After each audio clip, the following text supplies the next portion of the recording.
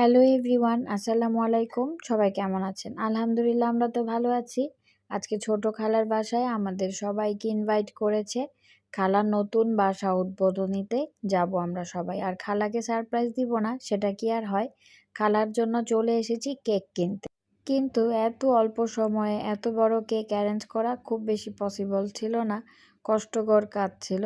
তারপর আর কি, আমরা যতটুক পেরেছি ততটুক সাইজের একটা কেক নিয়ে চলে এসেছি। আর তারপর আসা মাত্রই খুব বেশি লেট হয়ে গিয়েছিল, যেহেতু অলমোস্ট 3টা বেজে গিয়েছিল। আর তারপর আমরা সবাই খেতে বসে গেছি। আমার ছোট ভাই, ছোট বোন, বোন জামাই সবাই খাওয়া দাওয়া শেষ করে ছাদে চলে এসেছি। আর ছাদে আসা মাত্রই চায়ের পার্টি তো হবেই।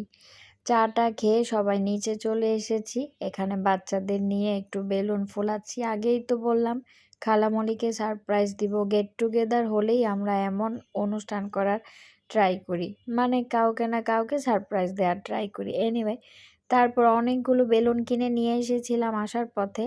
আর অনেক কিছুই নিয়ে এসেছিলাম, কেক টেক, এই আর কি।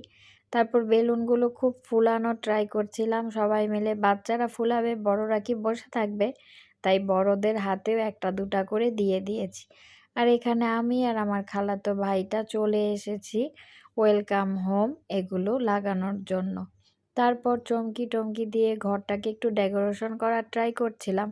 আমার খালাতো ভাই, খালাতো বোন আর বারাত ভাবনা তো হেল্প করবেই আমাদের অ্যাজ ইউজুয়াল সব কাজে। তারপর আর কি, এগুলো খুব সুন্দর করে লাগানোর ট্রাই করেছিলাম। কোথায় লাগাবো, কিভাবে লাগাবো, সব কিছু ডিসাইড করছিলাম একে একে।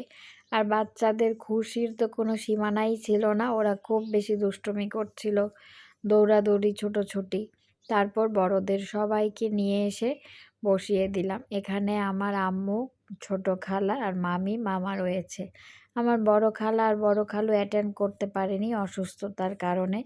যাই হোক, তারপরে আমরা সবাই একসাথে কেকটা কেটে খুব বেশি মজা করলাম আর আনন্দ করলাম। আলহামদুলিল্লাহ ফর এভরিথিং।